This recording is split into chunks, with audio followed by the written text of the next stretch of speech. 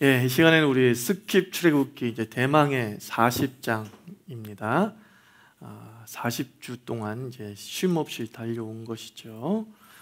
출애굽기 제 40장, 성전은 나를 위해 세우는 것이라고 하는 제목으로 출애굽기 40장을 살펴보도록 하겠습니다.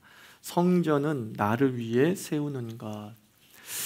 이제 이 출애굽기 40장은 이제 출애굽기 전체의 이제 완결본이겠죠. 근데 그 완결을 뭘로 끝맺음하냐면 성막 봉헌식으로 이 출애굽기 전체를 마무리하고 있습니다.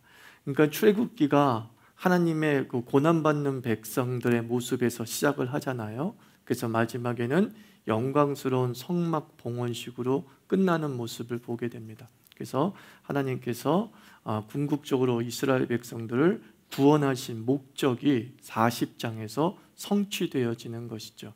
그러니까 하나님께서는 당신의 영광을 충만하게 드러내고, 그리고 하나님의 백성들을 세워서 그 백성들의 예배를 받으시고, 그리고 고난받았던 그 백성들이 하나님의 임재를 목도하면서 매우 자신들의 자존감이 높아지는 그런 모습으로 노예였던 자들이 매우 하나님의 자녀라고는 놀라운 위치까지 올라가는 과정이 출애굽기 1장에서 40장까지의 여정이다 생각하시면 되겠습니다.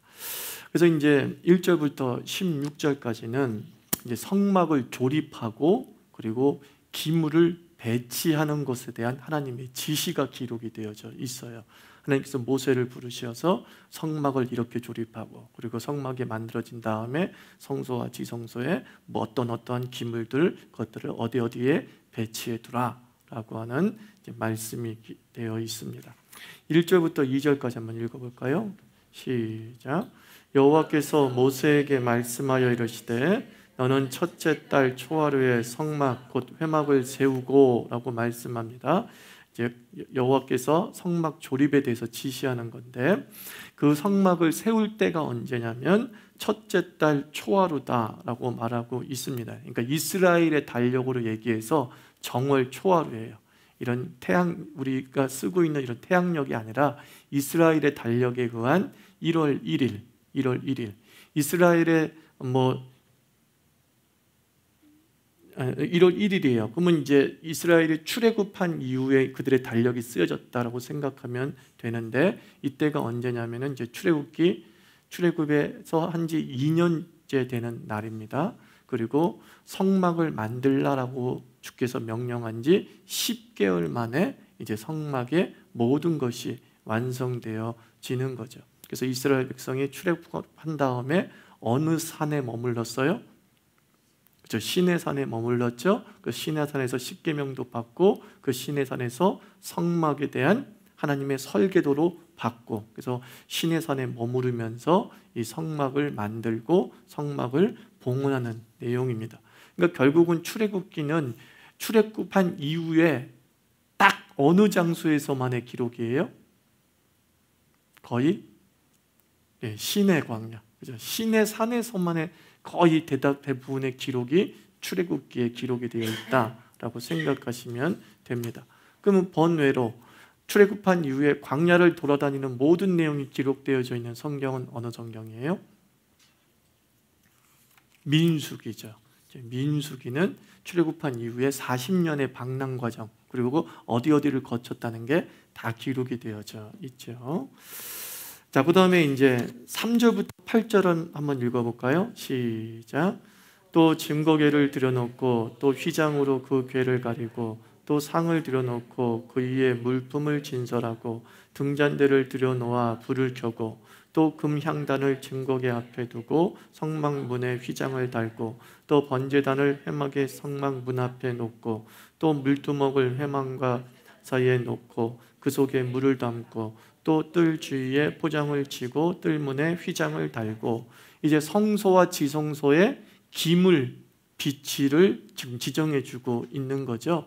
성소에는 기물이 크게 4가지가 있어요. 지성소에 뭐가 있어요? 증거궤 또는 언약궤라 불리고 법궤라고 불리는 게 있고, 이제 지성소를 나와서 보면은 성소에는 어떤 기물이 들어가 있어요? 분향단이 있고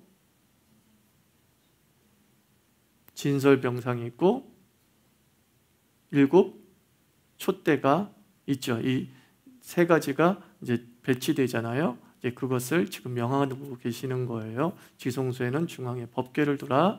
그리고 성소는 지성소와 휘장 사이에 앞에 분향단을 세워두고, 그 다음에 너희가 딱 들어왔을 때의 오른쪽에는 진설병상을 세워두고, 너희가 딱 성소에 들어왔을 때 왼쪽에는 이제 촛대를 비치해 두라, 이렇게 말씀하고 있는 겁니다. 그래서 보면은 기물의 배치가 어떻게 돼요?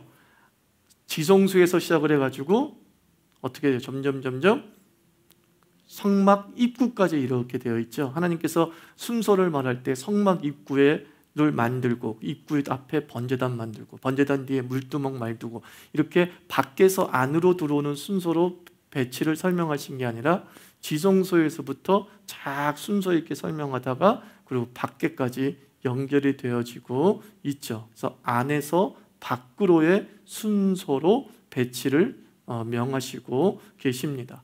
그러니까 결국 우리가 이 말씀을 굳이 우리 인생 속에 적용해 본다면 하나님으로부터 시작되는 질서죠. 그죠? 우리가 질서 있는 삶, 그리고 내 삶을 질서 있게 만든다 그랬을 땐 밖에서부터 만들어가는 것이 아니라 내 안에서부터 질서를 만들어가야 된다라는 것을 의미하죠. 그래서 한 30여 년 전에 그 대학생들 사이에 베스트셀러였던 책이 내면 세계의 질서와 영적 성장, 거든 맥도날드 목사님의 책을 보면 그것도 역시 이 인생의 질서, 인생을 바로잡는 것이 이제 내면 세계에서부터 시작이 되어져야 된다는 거죠. 내 안에 질서가 온전히 잡혀져 있어야지, 하나님의 중심의 질서가 잡혀져야지만이 세상의 삶, 그리고 인생의 삶으로까지 연결이 된다라는 말씀이죠. 그래서 여러분 그거 아시죠? 그 깨끗한 사람은 자기 방도 깨끗하다라고 하잖아요. 그죠? 깨끗한 사람은 진짜 깨끗한 사람, 정말 머리부터 발끝까지 그의 삶이 깨끗하다라고 하는 사람은, 즉 중심이 진짜 깨끗한 사람은 자기 방부터 깨끗해요, 성격상. 근데 자기 방은 지저분한데 보이는 부분을 좀 깨끗하게 하려고 하는 사람은 사실은 지저분한 사람, 깨끗한 사람이 아니죠. 그런 사람은 도리어 내면의 자기 중심의 질서가 흔들린 사람이에요. 흔들린 사람. 그래서 정말 질서 잡힌 사람은 정말 자기 삶을 온전하게 깨끗하게 제대로 잡아보려고 한다라고 마음을 먹었으면, 만약에 방의 구조를 가지고 얘기한다면 자기 방부터 먼저 정리하고 나가야 돼요. 근데 우리는 자기 방부터 정리는 안 하죠. 항상 밖에부터 일단 정리해. 왜? 그 밖은 누가 보는 거야? 사람이 보거든, 외부인이 보거든. 그러니까 거기만 정리를 해 나가는 거야. 그렇게 정리하다가 내 방까지 오면 참 좋은데, 사람들은 남이 보는 공간을 깨끗이 하고 난 다음에는 순간 만족감이 들어가지고 자기 방은 이제 청소를 안 하게 돼요. 아, 힘들고 귀찮다 그러면서 안 하게 되는 거죠. 그래서 여러분들이 대청소를 한다 그랬을 때는 항상 자기 방부터 시작을 해야 돼요. 자기 방을 청소하고 나면 피곤하잖아요. 그런데 딱 밖에 나갔는데 여전히 지저분해. 피곤해도 청소하게 되어 있어요. 그런데 남들이 보는 공간을 청소했어. 근데 피곤하잖아요. 근데 딱 자기 방 들어가니까는 지저분해. 안 해요. 아, 여기는 아무도 안 보니까. 그래서 결국은 대청소가 마무리가 안 되는 이유가 거기에 있다는 거예요. 그래서 지성소부터 하나님의 기물을 질서 있게 배치해 나가는 것처럼 내 삶을 좀 깨끗하게 하고 정돈하고 청소하고 싶고 질서 있게 살고 싶다라고 하면은 가장 먼저 다른 사람이 보지 않는 부분들을, 나만 보는 공간과 나만 보는 생각과 나만 보는 어떤 라이프 스타일의 공간을 정돈하는 것에서부터 전체 정리정돈이 사실은 이루어지게 되죠. 그 다음에 이제 9절부터 16절은 관유에 대한 이야기잖아요. 관유, 이제 성전의 기물을 너희가 관유를 부어서 거룩하고 구별하게 하라라고 말합니다. 그래서 이제 성경에 나오는 관유는 성전의 기물을 거룩하게 하거나 또는 제사장의 위임식 때 그 제사장이 하나님께 속했다, 하나님께 거룩하다라고 하는 의미로서 관유를 붓죠. 그래서 이 관유는 하나님께 분향하는 향을 만들 때와 똑같은 재료라고 하지요. 그 재료, 그래서 특별한 기름이죠. 일반 올리브 기름이 아니라 아주 특별한 기름으로 만들었던 것을 이제 관유. 관자는 뭐냐면 이게 붓다라고 하는 뜻인가요? 붓는 기름 이런 뜻이죠. 이걸 한자로 표현한 거고 영어로는 anointing oil 이렇게 얘기하는 거죠. anointing이 붓다라는 그런 뜻을 가지고 있잖아요. 그래서 그러니까 성령의 기름 부음 이런 것들을 얘기할 때 anointing 그렇게 쓰잖아요. 근데 관유는 그거예요. 붓는 기름인데 특별하게 만들어진 기름이죠. 그래서 하나님께 속했다는 증거입니다. 그래서 하나님께 속했다라고 하는 것을 분명하게 하기 위해서 사람들이 보는 앞에서 관유를 부어서 또는 관유의 기름을 발라서 거룩하게 하라라고 말씀을 했어요. 그래서 한번 9절부터 10절 읽어볼까요? 시작. 또 그 관유를 가져다가 성막과 그 안에 있는 모든 것에 발라 그것과 그 모든 기구를 거룩하게 하라. 그것이 거룩하리라. 너는 또 번제단과 그 모든 기구에 발라 그 안을 거룩하게 하라. 그 제단이 지극히 거룩하리라. 너는 또 물두멍과 그 받침에 발라 거룩하게 하고, 이제 성전 기물, 그죠? 성막 기물을 거룩하게 하라 이렇게 말합니다. 거룩하다는 것은 구별된다라는 뜻도 되고 구별한다는 뜻도 되고, 여기서 기름 발라서 거룩하게 한다는 것은 사실 이 모든 게 하나님께 속했다라고 하는 인치심이에요. 인치심. 여기 있는 기물들은 누구의 소유도 아니라 하나님의 소유이다 라고 하는 인치심을 이야기하는 겁니다. 그리고 또 관유를 이제 부으라고 얘기한 게 제사장이죠. 그래서 12절부터 15절은 제사장 성결식을 이렇게 하라 이렇게 말하는 겁니다. 제사장을 성결하게 하라, 깨끗하게 하라. 15절까지 읽습니다. 시작. 너는 또 아론과 그 아들들을 회막문으로 데려다가 물로 씻기고 아론에게 거룩한 옷을 입히고 그에게 기름을 부어 거룩하게 하여 그가 내게 제사장의 직분을 행하게 하라. 너는 또 그 아들들을 데려다가 그들에게 겉옷을 입히고 그 아버지에게 기름을 부음같이 그들에게도 부어서 그들이 내게 제사장의 직분을 행하게 하라. 그들이 기름 부음을 받았은즉 대대로 영영이 제사장이 되리라 하시매 라고 말씀하고 있습니다. 제사장을 이제 세우는 거죠. 대제사장은 누구죠? 이때 당시에 대제사장은 누구예요? 그죠? 아론이죠. 모세의 형인 아론이 대제사장 직분을 맡게 되었고, 이제 대제사장인 아론의 아들들이 있지 않습니까? 이제 이 아들들은 이제 제사장이에요. 그래서 대제사장의 직무를 보조해 주는 역할을 하죠. 그래서 대제사장과 제사장의 차이점은 뭐였어요? 대제사장은 어딜 들어갈 수 있어요? 지성소에 들어갈 수 있고, 제사장은 딱 성소에까지만 들어가면서 매일 분향하고 매일 하나님의 빛을 관리하고 또 진설병성을 관리하는 일들을 감당을 했습니다. 그들에게 이제 어떻게 해요? 회막문으로 데려가 물로 깨끗이 씻기고 이렇게 얘기하고 있어요. 이제 신약의 용어로 표현하자고 한다면 어떤 죄 씻음이죠. 죄 씻음. 하나님 앞에 서는 자가 이 죄 씻음 없이는 하나님 앞에 온전히 설 수가 없어요. 왜냐하면 이 죄는 하나님과 우리 사이를 가로막고 있을 뿐만 아니라 하나님은 죄를 싫어하시기 때문에 그 죄는 어떻게 해요? 하나님이 심판하시고 소멸하신단 말이에요. 그러니까는 죄를 가지고 있는 자가 하나님 앞에 서면 다 어떻게 돼요? 죽어요. 그래서 이제 죄 씻음을 받는 물로 깨끗이 씻는다는 것은 상징적 의미로 깨끗이 죄를 씻어서 하나님 앞에 서기에 부족함이 없는 존재가 된다. 그런 뜻을 가지고 있지요. 그래서 이 죄 씻음이 이제 신약에서는 누구의 은혜예요? 예수 그리스도께서 우리의 죄를 위해서 대신 죽으심을 상징하고 있는 거죠. 물과 피를 다 쏟으시면서 우리의 죄를 씻어 주셨죠. 그래서 우리는 예수의 이름으로 하나님 앞에 나아갈 수 있게 된 것이죠. 그래서 여러분들이 구약적 개념으로, 율법적 개념으로 우리가 신앙생활하고 기도생활하고 예배생활한다고 한다면 이겁니다.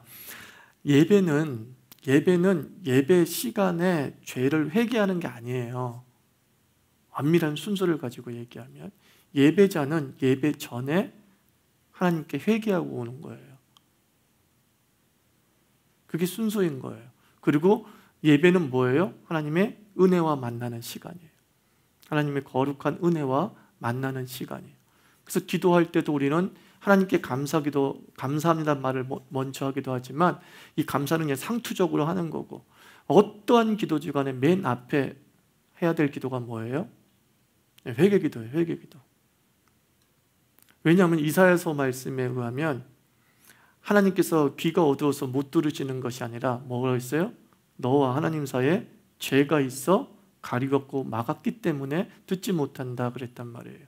그러니까 우리의 기도가 하나님과의 소통의 기도가 되기 위해서는 이 하나님과 나 사이를 가로막고 있는 죄를 주님 앞에 내려놓아야 되는 것이죠.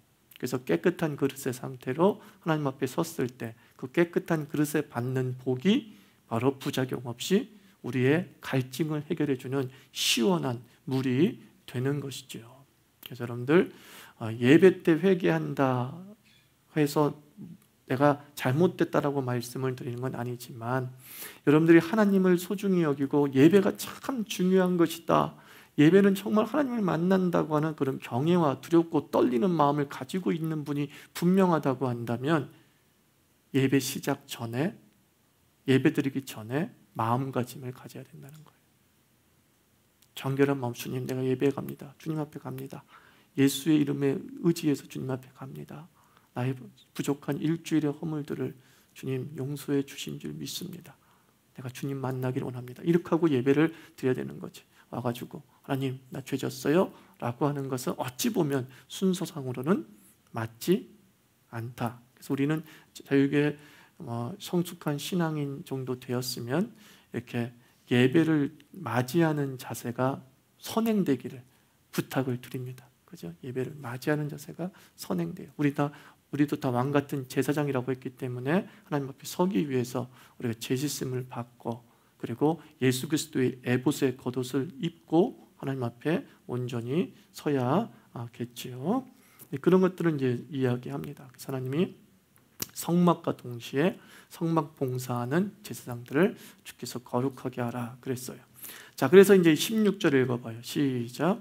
모세가 그같이 행하되 곧 여호와께서 자기의 명령하신 대로 다 행하였더라. 이제 모세가 그같이 행했대요. 모세에게 먼저 말씀하신 거예요. 성막의 조립과 그리고 기물 배치와 그리고 성결에 대해서 말씀을 하시고 모세가 그대로 그것을 행했대요. 이제 그대로 행했다는 건 무슨 뜻이냐면 백성들에게 그대로 빠짐없이 전달했다 그런 뜻이에요. 지시했다는 뜻이에요.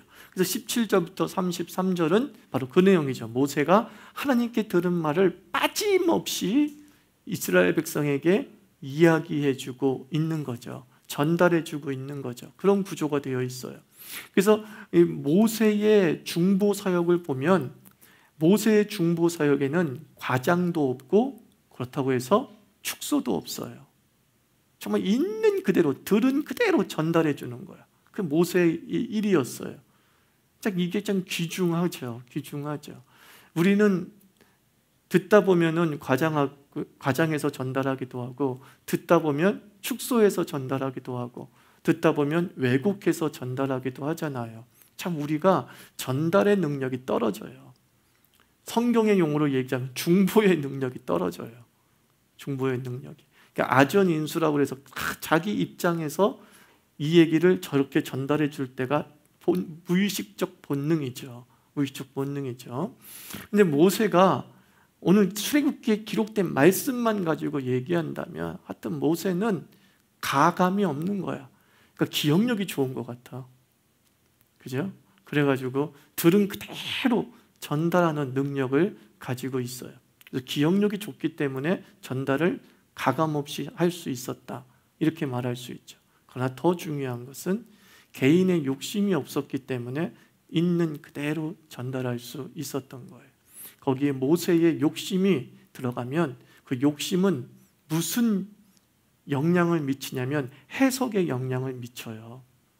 알아요? 욕심은 해석에 영향을 미쳐요. 그래서 들은 그것을 자기의 유리하게 해석이 되어져서 불리한 건 자기도 모르게 빼고 유리한 건 자기도 모르게 과장시키기도 하면서 전달을 하는 그런 역량이 있단 말이에요. 그러니까 가감없이 전했다는 것은 모세가 자기의 개인의 욕심, 개인의 이기에 빠져있지 않은 정말 하나님의 지도자였다라는 것을 저는 믿어 의심치 않습니다. 여러분, 하나님의 말씀을 정확하게 전달하기 위해서는 뭐가 있어야 돼요? 기억력. 그러나 그 무엇보다 뭐가 없어야 돼요? 욕심. 더 쉬운 말로 하면 사심이 없어야 돼요.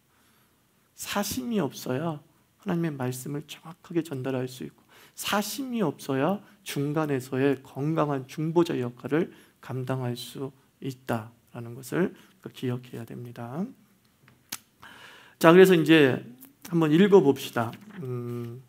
33절까지인데 읽어봅시다. 17절부터 33절까지 시작. 둘째 해 첫째 달 곧 그 달 초하루에 성막을 세우니라. 이유는 성막을 세우되 그 받침들을 놓고 그 널판들을 세우고 그 띠를 띄우고 그 기둥들을 세우고 또 성막 위에 막을 펴고 그 위에 덮개를 덮으니 여호와께서 모세에게 명령하신 대로 되니라. 그는 또 증거판을 궤 속에 넣고 채를 궤에 빼고 속죄소를 궤 위에 두고 또 그 궤를 성막에 들여놓고 가리개 휘장을 늘어뜨려 그 증거궤를 가리니 여호와께서 모세에게 명령하신 대로 되니라. 그는 또 회막 안 곧 성막 북쪽으로 휘장 밖에 상을 놓고 또 여호와 앞 그 상 위에 떡을 진설하니 여호와께서 모세에게 명령하신 대로 되니라.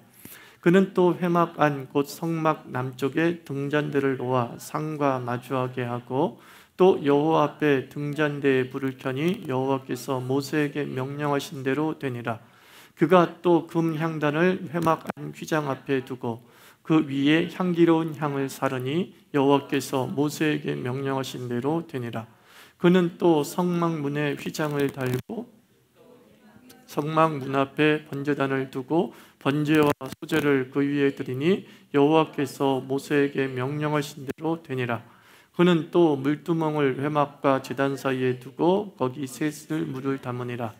모세과 아론과 그 아들들이 거기서 수족을 씻되 그들이 회막에 들어갈 때에 제단에 가까이 갈 때에 씻었으니 여호와께서 모세에게 명령하신 대로 되니라. 그는 또 성막과 제단 주위 뜰에 포장을 치고 뜰 문에 휘장을 다니라. 모세가 이같이 역사를 마치니. 자, 보십시오. 여기서 계속 읽었지만 반복되는 문장이 있다는 것을 쉽게 발견할 수 있었죠? 무엇이었습니까? 그렇죠. 여호와께서 모세에게 명령하신 대로. 이게 계속 반복되고 있어요.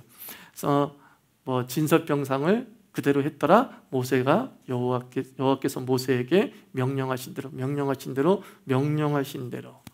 참 행복한 구절입니다. 그죠?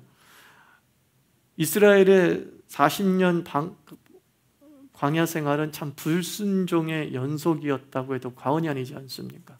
주의 말씀을 어기는 삶이 광야의 삶이었음을 민수기를 통해서 보게 되지만 오늘 출애굽기 이 2년 동안의 삶은 정말 물론 그 속에 범죄함도 있었지만 하나님의 성막이라고 하는 거룩한 사명을 감당함에 있어서 모세는 하나님의 말씀을 잘 들었고, 그리고 모세는 하나님의 말씀을 잘 전달했고, 그리고 백성은 그 모세의 말을 잘 순종하는 것에 기가 막힌 삼위일체가 일어난 거죠.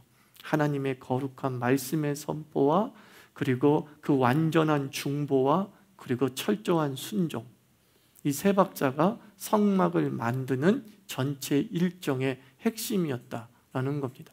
그래서 여러분의 일기 속에서도 항상 그런 게 기록이 되었었으면 좋겠어요. 만약에 여러분이 일주일 단위로 이제 일기를 쓴다고 한다면, 주간 단위로 일기를 쓴다고 한다면 이랬으면 좋겠어요. 마지막 부분에 딱 쓰는 거야. 하나님께서 지난주에 하천원 목사를 통해서 설교한 말씀 중에 이 부분이 말씀하신 대로 내가 준행하였더라.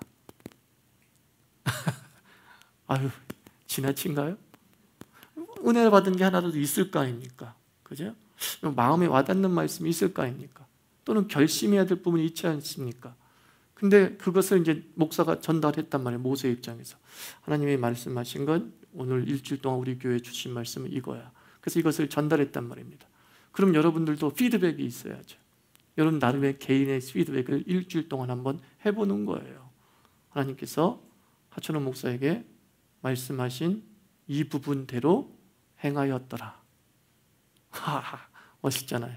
왜 그 행하였더라고 너무나 중요하냐면 그 뒤에 나오는 봉헌식의 말씀 때문에 그래요. 34절과 33절을 저는 여러분이 연결시켜서 읽었으면 좋겠어요.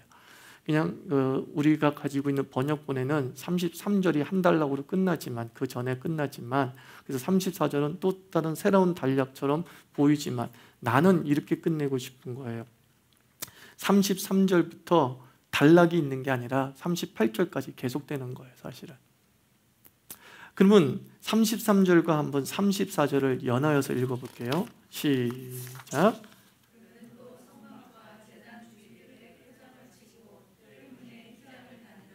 모세가 이같이 역사를 마치니 눈이 회막에 덮이고 여호와의 영광이 성막에 충만하매 그랬어요.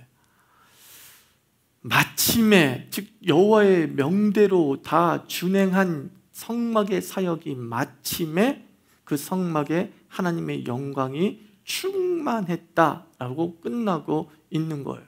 그러면 다시 우리의 주간 일기로 돌아가서 토요일까지 주의 명대로 내가 다 행하였더라 라고 하면 이제 다시 하루가 시작되어지는 주일날에는 이렇게 되는 거죠. 주의 영광이 충만하였더라. 주일에 받은 말씀을 가지고 월요일을 살아가고 토요일을 살아갑니다. 그리고 나는 이 방점을 찍습니다. 모든 주의 명령을 준행함을 마침에.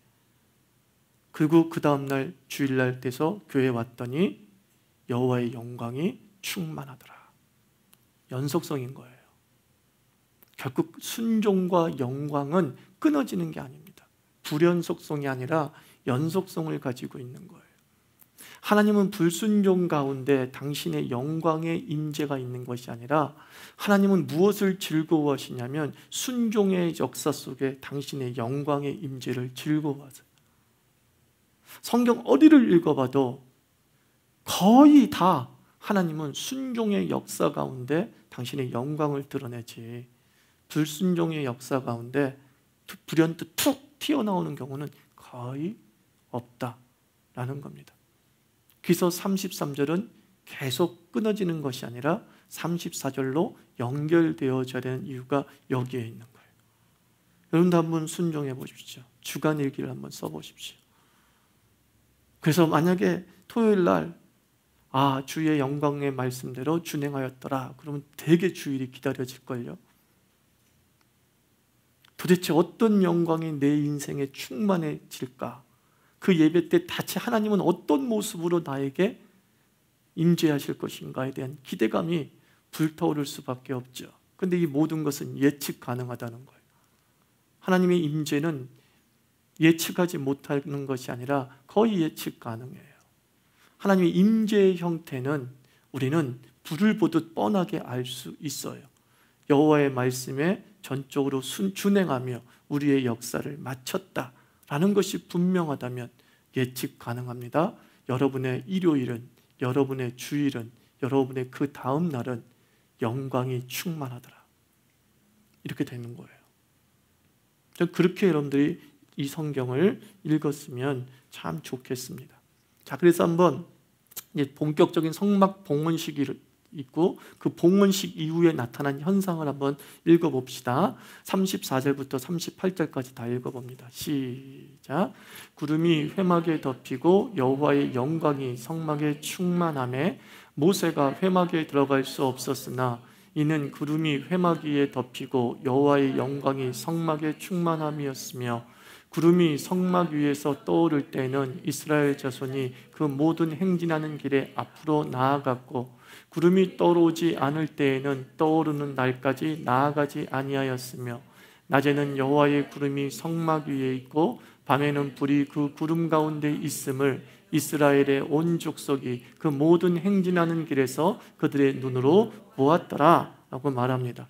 자, 재밌지 않습니까? 지금까지 계속 성막이란 단어를 쓰다가 봉헌식을 딱 하고, 그죠? 봉헌식을 딱 하는 그 순간에 상황에서는 어떤 단어를 쓰고 있어요? 회막이란 단어를 딱 쓰고 있단 말이에요. 앞절까지 계속 성막이란 단어를 썼어. 근데 딱 한 절 차이로 봉헌식 때는 회막이란 단어를 썼어요. 이 회막이라는 이 단어가 모일 회자에 텐트잖아요. 천막이란 뜻을 가지고 있는데 영어 성경을 읽어보면 더 선명해요. 영어 성경이 이렇게 나와 있어요. The tent of meeting. 만남의 광장. 만남의 집이 회막의 뜻이에요. 더 마음이 와닿죠? tent of meeting. 자, 보세요. 성막의 주요 목적이 뭔지를 하나님께서 봉헌식하는 그날 선명하게 알려주세요. 우리는 이렇게 생각을 합니다. 성막 그러면은 이제 하나님을 예배하고 하나님을 경외하고 하나님을 높여드리는 장소라고 생각할지 모르겠지만 하나님 입장에서는 성막이 뭐였냐면 회막이었던 거예요. 하나님은 왜 우리에게 성막을 만들려고 했냐면 예배 받으려고, 영광 받으려고, 하나님이 얼마나 위대한지를 가시적으로 보여주는 상징물로서 만든 거라고? 아니라는 거예요. 하나님은 거기서 우리를 만나고 싶어 하는 거예요. 하나님은 우리를 만나고 싶어 해요. 미팅하고 싶어 하는 거예요. 그러니까 결국 이 성막은 누구를 위한 거였던 거예요? 하나님의 백성들을 위한 거였던 거예요. 하나님이 성막을 만들려고 했을 때는 하나님 자신을 위해서 만든 것이 아니라 그 성막에 가장 혜택을 누릴 자들은 누구냐? 하나님이 아니라 백성들이에요. 감히 죄인들은 만날 수 없는 그 하나님을 하나님께서 기꺼이 만나기를 원하신다는 거죠. 그래서 그곳에 가면 하나님을 만날 수 있다, 이렇게 말씀하고 있는 거죠.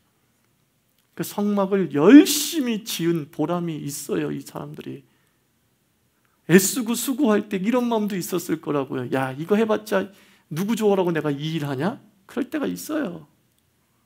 누구 좋으라고 내가 충성하냐? 저 영광은 다 저 인간이 가져갈 텐데 라고 하면서 우리가 대충 섬기고 대충 일을 할 수 있지 않겠습니까? 근데 결국은 뭐예요? 뚜껑을 열어보니까 다 나를 위한 거였음을 확인하게 되죠. 다 후회하는 사람들도 있었을 거야. 이 중에 있는 어떤 사람은 내가 더 애쓰고 수고할 걸, 저렇게 하나님이 나를 만나주는 곳인 줄 알았으면 내가 더 많은 저기 금 같은 걸로 조각을 더 예쁘게 해가지고 하나님의 것을 드릴 걸. 다 그게 내 거잖아. 다 내가 눈으로 보고 느끼고 즐길 수 있는 작품이 돼버리고 만 거잖아요. 그죠? 그래서 주 안에서 우리가 성전이 되어져 가느냐, 너는 하나님의 성전이다 라고 말하는 것은 하나님께서 우리를 만나고 싶다라고 하는 프로포즈인 거예요. 너희들이 성전 되기를 원한다, 너희가 거룩하기를 원한다. 다 이건 뭐냐면 하나님 좋으라고 거룩하라고 하고 하나님 좋으라고 크리스찬답게 살라고 얘기하는 게 아니에요. 다 그게 누구를 위한 거예요? 너희를 위한 거야. 너 자신을 위한 것임을 말씀해주고 있는 거죠. 그래서 하나님은 욕심쟁이가 아니에요. 하나님은 정말 이기주의자가 아니에요. 하나님은 하시는 그 모든 일이 다 자기의 창조 세계를 위한 희생이고 헌신이에요. 그래서 주님께서 죽도록 충성하라 그럴 때 원망하는 사람도 있어요. 뭐 죽도록 충성해야 되냐고. 생명이 얼마나 소중한데 그렇게 충성해야 되냐고. 근데 죽도록 충성하라, 그 죽도록 충성하라, 그 뒤에 뭐가 나와요? 성경 좀 아는 사람 빨리 얘기해 보세요. 생명의 면류관, 이렇게 얘기하죠. 하나님을 위해서 죽도록 충성해서 좀 억울해 보이는데 하나님을 위해서 죽도록 충성했는데 그 혜택은 누가 누려요? 네가 누리잖아요. 생명의 면류관. 네가 누려요. 주를 위해서 생명을 다 바쳐가지고 난 생명을 잃은 것 같았는데 도리어 나에게 생명이 넘쳐요. 이게 하나님의 놀라운 유머예요. 유머. 그죠? 그래서 우리 하나님은 참 좋으신 분임을 기억하면서 여러분들 충성하고 섬기는 것을 좀 억울해하거나 또는 이렇게 계산하면서 나에게 돌아올까 안 돌아올까 생각하지 마세요. 내가 감히 말씀드립니다. 100% 돌아와요. 100% 돌아오니까 계산하지 마요. 그냥 33절 이전까지의 말씀처럼 여호와의 명대로 다해요. 다 준행하였더라. 그렇게 사십시오. 그러면 여러분의 인생은 텐트 오브 미팅이 되는 겁니다. 그 충성의 자리에서 하나님께서 만나주시고 당신의 시운자에서 은혜를 우리에게 베풀어 주는 거죠. 그래서 그 임재의 은총이 뭡니까? 하나님께 다 순종한 자들에겐 영광이 충만해요. 하나님이 임재를 체험하게 되는데 그 하나님의 임재가 대체 우리 삶에는 어떤 은혜인가? 이거 중요하지 않습니까? 눈여기로 끝나면 안 되잖아요. 오, 멋져. 이게 뭐야 대체 나한테? 그렇지 않아요? 박물관에 가가지고 막 멋진 그림을 보거나 조각품을 볼 때 아, 멋져. 근데 그게 나한테 뭐야? 멋져. 그걸로 끝나는 거야. 근데 하나님이 빽빽한 구름 사이에 빛나는 영광의 광채로 임재하셨다라는 것은 나에게 엄청난 현실적 능력이에요. 그걸 두 가지로 이야기하죠. 36절과 37절 그리고 38절이에요. 36절과 37절은 뭡니까? 하나님의 임재의 열매는 첫째, 인도예요. 인도. 함께 읽어봅니다. 36, 37 시작. 구름이 성막 위에서 떠오를 때에는 이스라엘 자손이 그 모든 행진하는 길에 앞으로 나아갔고 구름이 떠오르지 않을 때에는 떠오르는 날까지 나아가지 아니하였으며 하나님이 쫙 나타나셨어요. 영광 중에 쫙 나타나셨어요. 그리고 나서 나 이런 사람이야 이걸로 끝나지 않았다는 거예요. 그 하나님의 영광의 현현이 이제 구름이라고 하는 형태로 드러나는 거예요. 그 하나님의 영광의 임재를 가시적으로 보여주는 거예요. 와, 하나님 나타났네? 그걸 끝나는 게 아니야. 하나님이 나타나신 이유가 뭐래요? 인도하심이에요. 다시 33절로 연결합니다. 주의 말씀의 영광에 주의 말씀대로 준행하였더라. 그랬더니 주의 영광이 충만하였고 그리고 내 삶에는 하나님의 선명한 인도가 보인다 이거예요.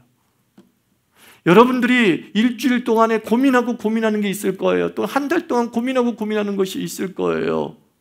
그 고민 속에 하나님 답을 주십시오. 내가 어떻게 가야 할지 모르겠습니다. 하나님의 선명한 인도를 받고 싶으면 주의 임재가 있어야 되잖아요. 그 주의 임재가 무엇을 통해서 주어져요?